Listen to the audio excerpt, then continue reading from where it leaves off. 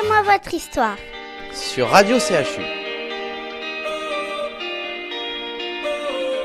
Racontez-moi votre histoire. L'émission où les enfants interviewent les plus grands. Racontez-moi votre histoire. Bonjour mes petits amis, bienvenue dans votre émission Racontez-moi votre histoire.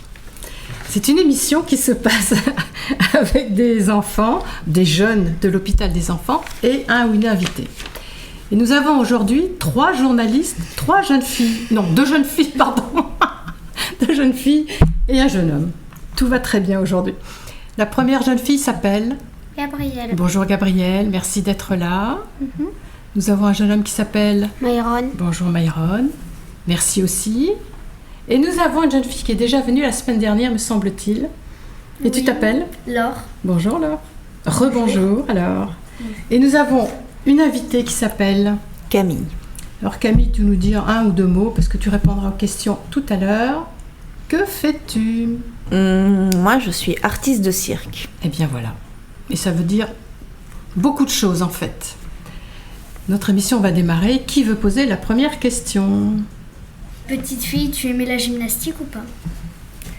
Je sais pas si j'aimais la gymnastique. En tout cas, j'avais déjà des facilités en termes de souplesse. J'étais très très souple. Et puis j'ai commencé par la gym à 3 ans. Et j'en ai fait pendant au moins 2 ans jusqu'à ce que mes entraîneurs aient envie de me faire de la compétition, ce que mes parents ont refusé. Ils se sont dit qu'à 5 ans, une petite fille avait bien autre chose à faire que de la compétition et 4 entraînements semaine. Du coup, j'ai commencé par là, mais ça s'est pas poursuivi ici. Tu as fait plusieurs sports ? J'ai fait beaucoup de sport quand j'étais petite. J'étais une enfant hyper active. Du coup, j'ai commencé par la gymnastique, puis par le cirque. Et en même temps que j'avais 2 à 3 entraînements de cirque dans la semaine, j'ai aussi fait de la natation, de l'escalade, du handball, de la lutte. Et ça, longtemps. Tu as fait quelle étude ? J'ai fait pas mal d'études. J'ai commencé par des études de médecine. Que je n'ai pas fini parce que j'ai pas eu les concours que je voulais. Ensuite, j'ai fait des études de biologie des organismes, et puis j'ai 2 masters. Un master en écologie et aménagement du territoire et un master en médiation des sciences. Et tu fais quelle étude maintenant ? L'étude de la vie. Maintenant, j'étudie les gens. J'étudie le comportement des gens dans notre société, les comportements des gens entre eux et le comportement des villes aussi. Où as-tu commencé tes études de cirque ?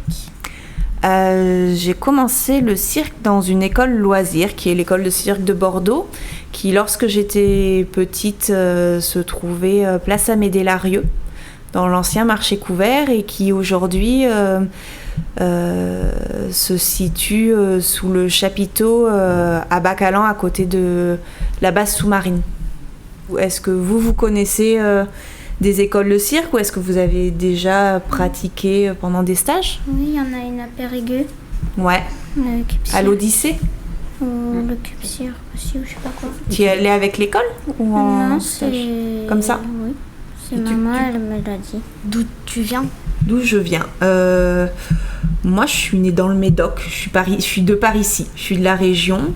Et là, j'habite du côté de Libourne. Mais en tout cas, je suis bel et bien girondine. T'es née où dans le Médoc ? À l'Espar.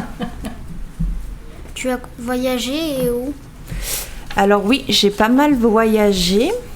Je suis beaucoup allée en Espagne. C'est un pays dont j'aime beaucoup la langue et qui vient aussi de mes origines à moi. J'ai fait une partie de mes études au Québec, à Montréal et à Québec en particulier. Je suis partie aussi pour une mission avec Clowns sans frontières en Birmanie. Et là, l'an dernier, du coup, j'ai aussi passé 1 mois au Mexique. Et puis après, la plupart des pays d'Europe qui sont quand même relativement bien desservis et accessibles assez facilement depuis la France. C'est quoi ta figure que tu préfères faire quand tu es au cirque?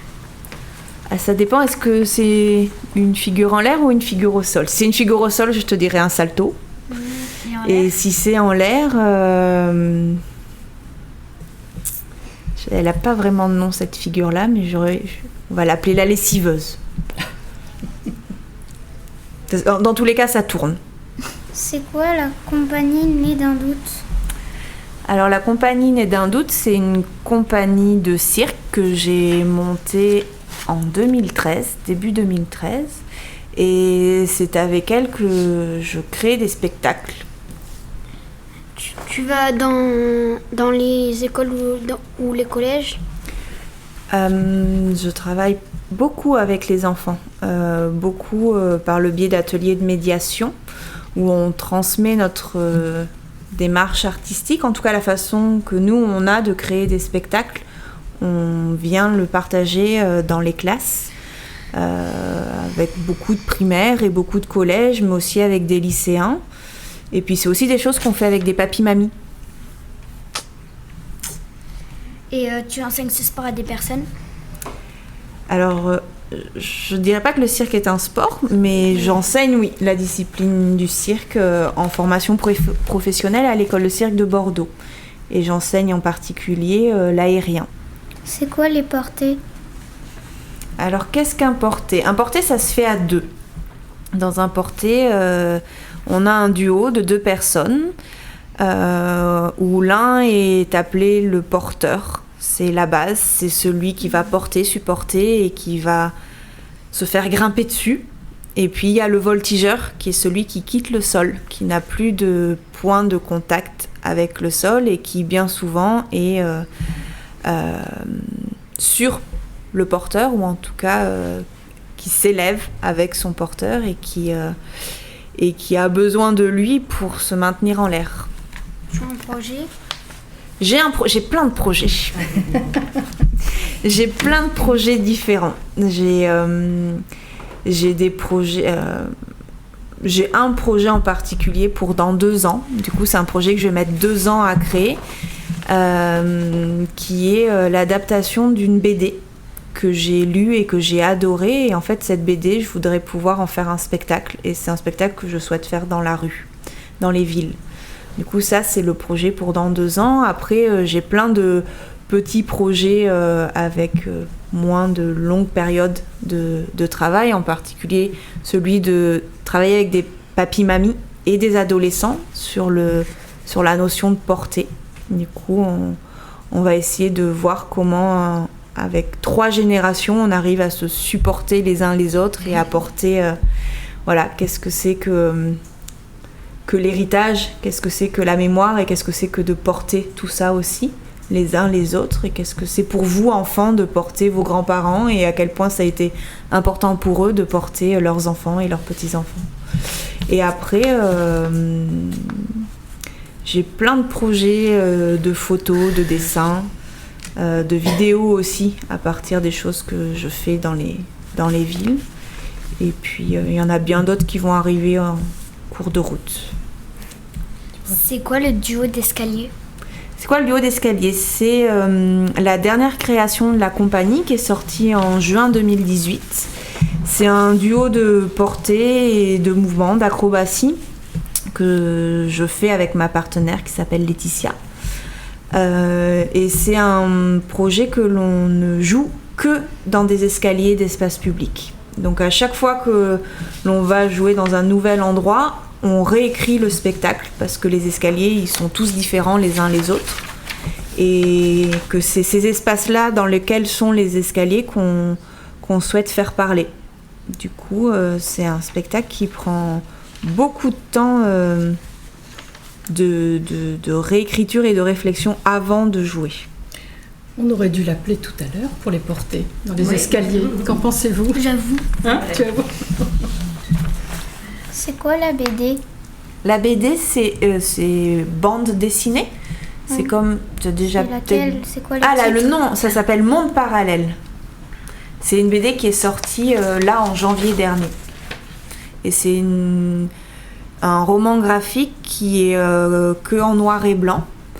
Il y a du texte, c'est pas que des dessins, et c'est l'histoire d'un homme qui marche seul dans une ville et qui raconte tout ce qu'il voit sur son trajet. C'est une marche qu'il fait tous les jours à l'identique, et il nous balade dans un paysage qui est celui d'une banlieue parisienne, là en l'occurrence, et qui nous traduit toutes ces sensations et ces sentiments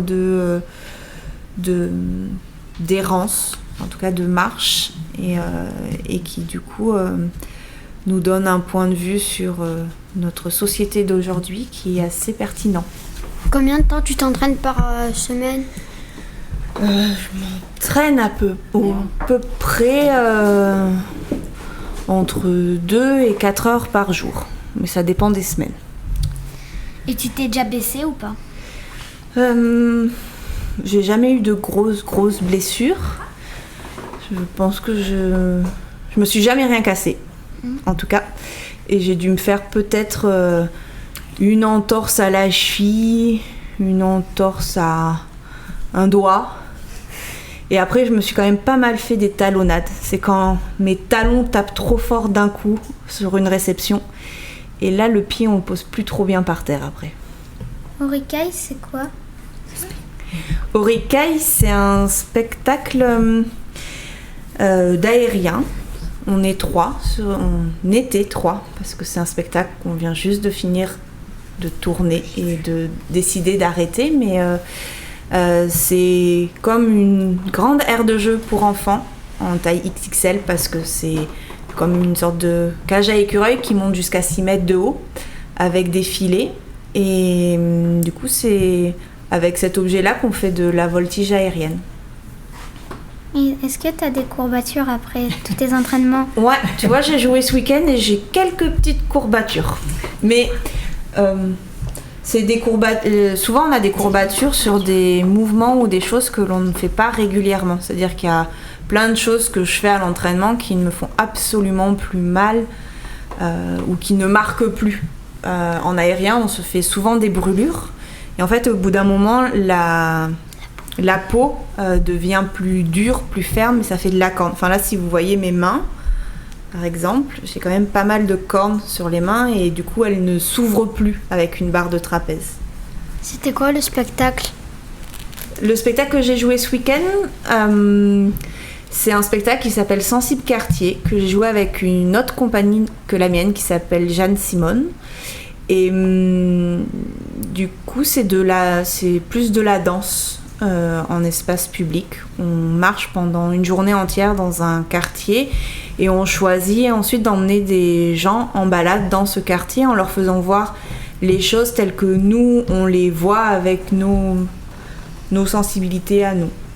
Du coup, là, dans ce spectacle-là, ce week-end, je me suis retrouvée par exemple à escalader un immeuble à main nue.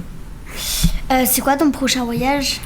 Alors mon prochain voyage, sachant que je dois prendre des vacances plus ou moins tous les 5 ans, j'espère que le prochain voyage, ça sera le Pérou. Et c'est quoi qui te donne envie d'y aller? Au Pérou, c'est un pays dont j'aime énormément la langue. J'aime beaucoup l'espagnol. C'est un pays qui a une culture et une histoire qui, moi, me passionne. En tout cas, qui remonte à très très loin, à très très longtemps. Et je trouve que ces personnes d'il y a très très très longtemps avaient déjà compris beaucoup de choses qu'on a tendance à oublier aujourd'hui. Pourquoi t'aimes bien la langue espagnole? Parce que c'est ma langue maternelle. C'est la langue que mes parents et mes grands-parents parlent. Quand il pleut, comment vous faites? Alors quand il pleut, on met des bottes et un kawaii. Mais non, alors nous, on a quand même eu énormément de chance de ne jamais avoir à annuler un spectacle parce qu'il pleut. On est toujours passé à travers les gouttes. Et si jamais il pleut, ce sont des choses qu'on anticipe un peu avant. En tout cas, pour certains spectacles où on choisit de jouer en intérieur. Du coup, on se retrouve soit dans des gymnases, soit dans des salles de théâtre. Et sinon, s'il pleut, on est obligé d'annuler le spectacle et de choisir une autre date en espérant que qui fera beau ce moment-là. Est-ce qu'il y a de la musique? Oui, il y a toujours une bande sonore. C'est jamais forcément de la musique qui est là tout le long du spectacle, mais il y a au moins des temps musicaux qui sont assez souvent créés par notre musicien. Du coup, c'est rarement des choses que l'on a déjà entendues, ce sont des créations spécifiques pour le spectacle. Tu fais combien de spectacles en général par année? Oula, alors ça varie vraiment, sachant que moi la période où je joue le plus de spectacles, c'est quand même entre avril et octobre, en tout cas l'été, puisqu'on joue dehors, donc on évite un peu l'hiver d'aller dehors. Et après, je sais pas, en tout cas, de représentation en une année, je dois au moins en faire, j'ai envie de dire 70, ce qui est quand même beaucoup pour l'activité que l'on a. Et t'as déjà invité des enfants dans ton spectacle ou pas? Dans mon spectacle, alors en vrai, on n'a pas trop le droit de faire venir travailler des enfants dans nos spectacles. En tout cas, c'est pas ce type de cirque. Par exemple, la scène ou... Mais faire monter des enfants sur scène avec moi, oui, ça m'est déjà arrivé. Par exemple, ma partenaire Laetitia, elle a des enfants qui ont 14 et 4 ans. En tout cas, bientôt 15 et 5 ans. Et il nous est arrivé qu'ils nous rejoignent sur scène. Et puis, comme on fait beaucoup de spectacles, comme on fait beaucoup d'ateliers de médiation, et qu'en général on joue notre spectacle aussi pour les enfants qu'on a en atelier, ça peut arriver que ces enfants-là soient pris à partie, en tout cas qu'on joue avec eux pendant le spectacle. Mais comme c'est pas des spectacles que l'on joue dans des salles, en fait c'est beaucoup plus facile pour nous d'interagir avec les enfants présents ou les personnes présentes et de les faire intégrer notre spectacle. Est-ce que tu envisages de faire un spectacle ici ou pas? Ici à l'hôpital? Oui. Je regardais les magnifiques escaliers dans le hall d'entrée en arrivant et je me suis dit que quand même ils étaient super beaux, que ça me faisait vachement envie.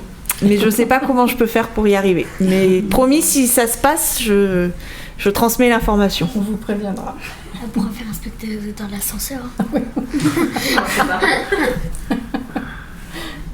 Est-ce que vous avez envie de faire du spectacle? Non, Pourquoi? parce que j'aime pas faire des spectacles. T'aimes pas être sur scène? T'aimes pas te montrer? Enfin, te Non, montrer. c'est que je suis mal à l'aise quand je suis sur scène. Mhm. C'est de la timidité. Parce que t'as l'air d'avoir quand même une facilité à parler. Non. Non. Peut-être 2-3 cours de théâtre et puis ça sera peut-être plus facile. Non. Non. C'est pas ce que je veux faire. Moi, j'en ai déjà fait un. Tu fais quoi, de la danse? Non, j'ai fait un truc de cirque. De cirque? Moi, j'ai fait un porté aussi. Ouais. C'était quoi comme portée? C'était... je sais pas comment on appelle ça. T'étais porteuse ou t'étais Non, moi, voltigeuse? j'étais porteuse. Ouais. Je portais et en fait, elle avait la tête en bas. Et elle avait les bras comme ça, la tête en bas, les jambes comme ça.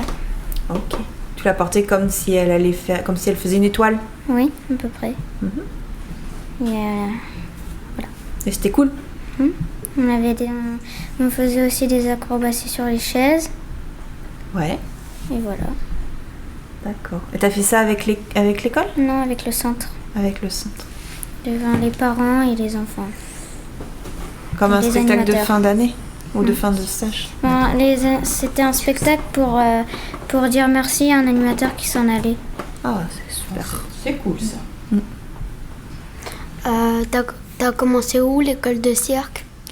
À Bordeaux. À Bordeaux et j'avais 6 ans. Ah oui. Du coup, j'ai passé plus de temps à faire du cirque dans ma vie qu'autre chose. Est-ce que vous avez le droit dans la rue de monter sur les murs ou descendre les escaliers sur les mains sans demander? Ça s'appelle la question piège. Ah d'accord. Alors, est-ce qu'on a le droit? Nous, on considère qu'à partir du moment où un espace est considéré comme public, en tout cas commun à tous, on a la possibilité de l'investir de la façon que l'on veut. Nous, si on grimpe sur les murs ou si on fait une descente de marche sur les mains, c'est de notre responsabilité. On fait le choix de, entre guillemets, prendre ce risque-là. Après, on n'intervient pas dans des espaces privés qui appartiennent à des gens. Mais il y a certaines choses que l'on fait où on préfère s'excuser de l'avoir fait que de demander la permission, sinon on l'a pas. Tu fais des spectacles dans les classes des écoles? Non, on fait pas de spectacle dans les classes, mais en tout cas, on fait des nous pas trop. En tout cas, on amène plus les élèves à faire eux des démonstrations dans leur classe ou dans leur école. Alors on montre des choses, mais l'idée c'est que ça soit vous, les enfants, qui fassiez ces choses-là. On travaille sur ce qu'on appelle, nous, le détournement du quotidien. Du coup, on choisit un espace qui est votre espace quotidien, en général l'école, la classe, et on vous propose de l'investir, de vous positionner dans cet espace-là, dans cette classe, de façon complètement décalée et incongrue, en essayant, par exemple, d'utiliser les objets d'une autre façon, le mobilier d'une autre façon. Et à travers ça, qu'est-ce que ça vous... Un exemple concret. Un exemple concret, faire un portrait sur le bureau de la maîtresse. Un autre exemple concret, par exemple, là, l'étagère qui est en face de nous, on pourrait vous proposer de rentrer dedans, dans une des cases. À la place du bloc rouge, on peut vous proposer de aller vous asseoir dedans, quoi. Moi, j'en peux pas. On rentre pas. De mettre un bébé. Ah, ça dépend. Un bébé. Il y en a plein qui rentrent. Si tu rentres par les fesses, là, hop, tu te cales. T'as juste les jambes qui sortent. Et non, après, ferme pas la boîte. T'as mal au dos.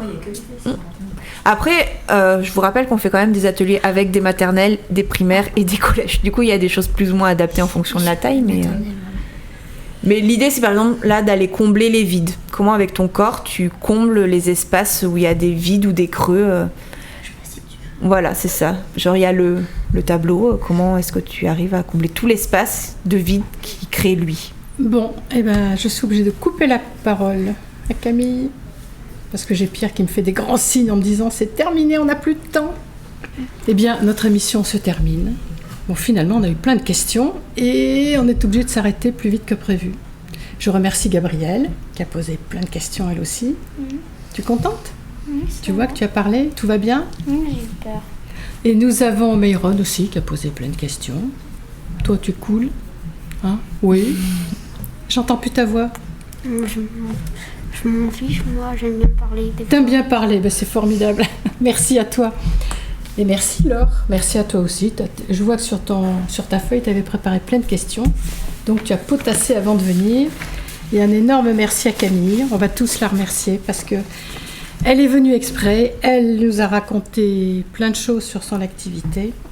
On s'est régalé. Et voilà, notre émission est terminée. Au revoir mes petits amis. Au revoir. Au revoir. Une présence à vos côtés, de belles histoires à partager.